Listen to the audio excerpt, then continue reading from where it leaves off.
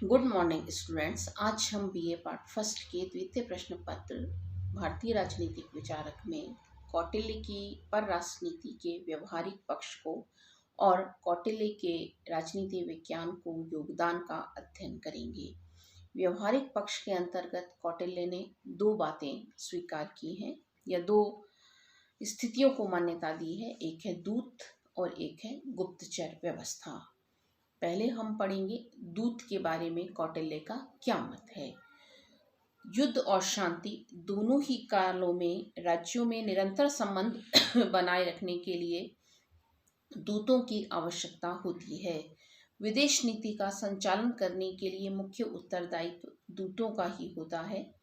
जिस तरह से आज भी हम देखते हैं कि एक राज्य अपने दूत दूसरे देश में भेजता है, जिसे हम राजदूत कहते हैं।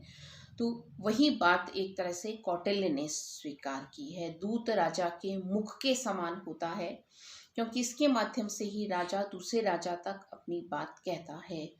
दूत चाहे कितना भी बुरा क्यों ना हो, वो अभद्र है, उसे मारा नहीं जा सकता, उसे बंदी नहीं बनाया जा सकता है।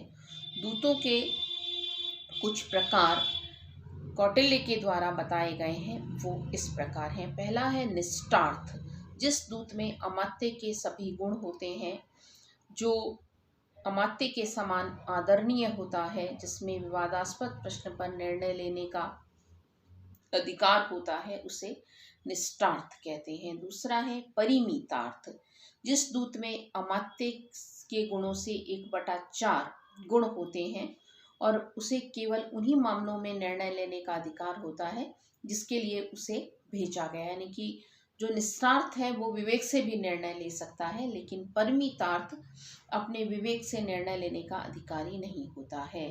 तीसरा है शासनहर, अमात्य से आधे गुण इसमें होते हैं और यह केवल मात्र संदेश ले जाने वाला होता है। नेक्स्ट है दूतों के कार्य। दूतों के कुछ कार्य भी कौटिल्य के द्वारा निर्धारित किए गए हैं। भौगोलिक मित्रों का संग्रहण करना, भौगोलिक दशा क्षेत्रफल का ज्ञान करना, शत्रु की सेना की स्थिति का पता लगाना, शत्रु के शास्त्रागार का पता लगाना, सर्वसाधारण की जीविका के साधनों का पता लगाना, संदेश सुनाना और सुनना, संधियों की रक्षा करना, शत्रु और मित्रों को अलग अलग करना, शत्रु के मित्रों को उससे अलग करना, शत्रु के बंधु यानी और जो रत्न हैं उनका अपहरण करना, जमानत के रूप में रखे गए राजकुमारों को जेल से छुड़ाना आदि कुछ कार्य कौटिल्य दूतों के मानते हैं। दूत को कुछ निर्देश वो देते हैं कि शत्रु के स्थान पर उसकी स्वीकृति से ही प्रवेश करे। जब तक शत्रु राजा उसे जाने की आज्ञा नहीं दे वो जाए नहीं। शत्रु के बीच रहते हुए वह अपने आप को बलवान न समझे। यदि कोई उसे बुरा कहे तो वह उसे सहन करे। कुछ बातें दूत के लिए निषेध भी हैं। दूत को मद्यपान नहीं करना चाहिए। दूत को शयन अकेले में करना चाहिए। नेक्स्ट है गुप्तचर व्यवस्था। दूत प्रगट में एक राजा दूसरे राज्य में भेजता था और जो गुप्तचर हैं वो गोपनीय रूप से दूसरे राज्य में जाते हैं। गुप्त रहस्यों को जानने वाले, भेदों को जानने वाले, शत्रु की गतिविधि का पता लगाने वाले, पदाधिकारियों की शुद्धता का पता लगाने वाले, प्रजा की मन स्थिति का पता लगाने वाले जो स्त्री पुरुष हैं वह गुप्तचर कहलाते हैं। तो वो यह मानकर चलते हैं कि गुप्तचर व्यवस्था बहुत आवश्यक है और राजा गुप्तचरों के माध्यम से ही अपनी प्रजा की भी सही जानकारी और जो उसके शत्रु और मित्र हैं उनकी भी सही जानकारी हासिल कर पाता है। जैसा कि इस संबंध में कौटिल्य कहते हैं, गायें गंध अर्थात सूंघकर देखती हैं, ब्राह्मण शास्त्रों से देखते हैं, राजा गुप्तचरों द्वारा देखता है और साधारण लोग चक्षु से देखते हैं। योग्यताएं भी उन्होंने बताई हैं।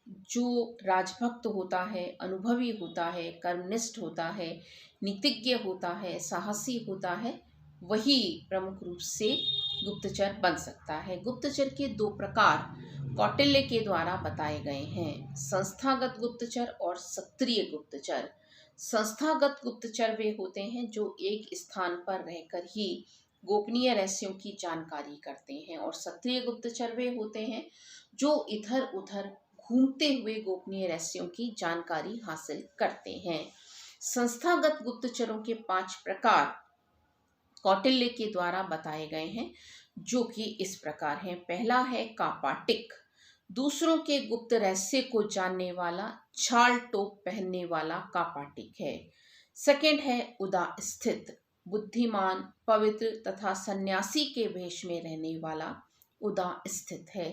गृहपतिक, बुद्धिमान, पवित्र और गरीब किसान के रूप में रहने वाला गृहपतिक है। वैदेहक, बुद्धिमान, पवित्र और गरीब व्यापारी के रूप में रहने वाला वैधेयक है। तापस, जटिल वेश में रहकर राजा के लिए काम करने वाला, जटिल शिष्यों के साथ एक स्थान पर रहने वाला, और इसके शिष्य भी इस बात का प्रचार प्रसार कर देते हैं कि यहाँ बहुत बड़े महात्मा योगी रह रहे हैं। क्षत्रिय गुप्तचर जो इधर उधर घूमकर गोपनीय रहस्यों की जानकारी करते हैं वो इस प्रकार हैं। क्षत्रिय जो राजा के संबंधी हों, जिनका भरण पोषण करने वाला केवल राजा हो, हस्तरेखा विज्ञान एवं शिक्षा, व्याकरण आदि का वशीकरण करना जिन्हें आता हो। तीक्ष्ण जो अपने देश में रहने वाले शूरवीर पुरुष हों और मरने से नहीं डरते हों। रसद जो अपने भाई बंधुओं से दूर रहते हों, क्रूर और आलसी हों। भिक्षुकी जो भिक्षा के रूप में अपना जीवन यापन करते हों और इसी आधार पर वो उन्हें मंत्रियों के घर में जाने का अवसर मिल जाता हो भीख मांगने आदि के लिए, और फिर वहां जाकर वहां के गुप्त रहस्यों की जानकारी वो हासिल कर सकते हो। गुप्तचरों के कुछ कार्य कौटिल्य ने बताए हैं, जैसे मूल्यवान वस्तुएं प्राप्त करना, अफवाहें फैलाकर जो विरोधी राजा है उसे नुकसान पहुंचाना, राजकीय व्यवस्था में बाधक जो षड्यंत्रकारी तत्व हैं उनके बारे में पता लगवाना, राजनीतिक हत्याएं करवाना, प्रजा की मन स्थिति के बारे में पता लगाना, समाज के कंटक और गूढ़ कंटकों का पता लगाना, अपने देश में शत्रुओं की गतिविधियों का पता लगाना और उन्हें खत्म करने का प्रयास करना, शत्रु देश की सेना में विभेद उत्पन्न करना और शत्रु देश की सेना को कमजोर करना। तो इस तरह से यह कौटिल्य की परराष्ट्र नीति थी, जिसमें उसके सैद्धांतिक पक्ष में 4 बातें और व्यवहारिक पक्ष में उसने 2 सिद्धांतों को या 2 स्थितियों को मान्यता दी है। नेक्स्ट है राजनीति विज्ञान को कौटिल्य की देन। कौटिल्य आज भी कौटिल्य का जो राजनीतिक चिंतन है उसके लिए आज का राजनीति विज्ञान भी कौटिल्य का ऋणी है। और कौटिल्य की जो देन है वो इस प्रकार है। पहला है भारतीय राजनीतिक चिंतन का जनक। जिस तरह से अरस्तु को हम पश्चिमी राजनीतिक जनक मानते हैं, वैसे ही भारतीय राजनीतिक विचारों में कौटिल्य का स्थायी महत्व है। उन्होंने राज्य संबंध में जो बात की, राजा के कार्य, राजा की स्थिति के बारे में जो बात की, दंड नीति या सर्वोच्च शक्ति के बारे में जो बात की, वो आज भी शाश्वत है। नेक्स्ट है राजनीतिक साहित्य को मिटाने से बचाना। राजनीतिक साहित्य जो इधर उधर बिखरा हुआ था, भारद्वाज, कात्यायन, मनु, बृहस्पति, शुक्राचार्य, पाराशर, उन सब जो इधर उधर बिखरे हुए थे उन्हें एक करने का काम उन्होंने किया है। नेक्स्ट है विचारकों और विचारधाराओं का पूर्वानुमान। उन्होंने अरस्तु के समान ही राज्य को के नैतिक स्वरूप को प्रस्तुत किया है। उचित अनुचित के साधनों में शासन कला के संबंध में उन्होंने पूर्वानुमान लगाया है। अर्थशास्त्र में हमें समाजवाद भी कहीं ना कहीं दिखाई देता है, लोक कल्याण हमें दिखाई देता है। नेक्स्ट है धर्म और राजनीति का पृथक्करण। उनका यह भी योगदान माना जाता है कि धर्म और राजनीति को उन्होंने अलग किया है, यानी राजनीति राजनीति है और नीति नीति है। लोक कल्याणकारी राज्य को मान्यता, कौटिल्य का यह बहुत बड़ा योगदान है। हम आज के राज्य को भी लोक कल्याणकारी राज्य कहते हैं, और लोक कल्याणकारी राज्य वह राज्य होता है जो जन कल्याण की दृष्टि से कार्य करता है। नेक्स्ट है नियोजित अर्थव्यवस्था का प्रणेता, यानी उद्योगों के विकास क्रम को वह निर्धारित करता है। नियोजित यानी एक प्लानिंग के आधार पर जो अर्थव्यवस्था संचालित होती है उसे कौटिल्य के द्वारा मान्यता दी गई है। नेक्स्ट है नम्यता और संतुलन का समर्थन। वह अतिवादिता और कठोरता पर बल नहीं देता है बल्कि मध्यम मार्ग का अनुकरण करता है। राजतंत्र का समर्थन करता है पर निरंकुश तंत्र का नहीं। सुदृढ़ राष्ट्रीय नीति का समर्थन, सुदृढ़ अंतरराष्ट्रीय नीति का वो समर्थन करता है। जो अभी अभी अपन ने पढ़ा, 6 गुणों की बात की। समयानुकूल विदेश नीति के अंतर्गत मंडल सिद्धांत को मान्यता दी, युद्ध को मान्यता दी। नेक्स्ट है राजनीति की प्रधानता, यानी उसके द्वारा राजनीति को प्रधान माना गया है। राजनीति को धर्म से अधिक महत्व उसके द्वारा दिया गया है और इस तरह से हम यह मानते हैं कि हम कौटिल्य के प्रमुख रूप से ऋणी हैं, क्योंकि कौटिल्य का दर्शन आज भी राजनीति विज्ञान का मार्गदर्शन करता है। धन्यवाद।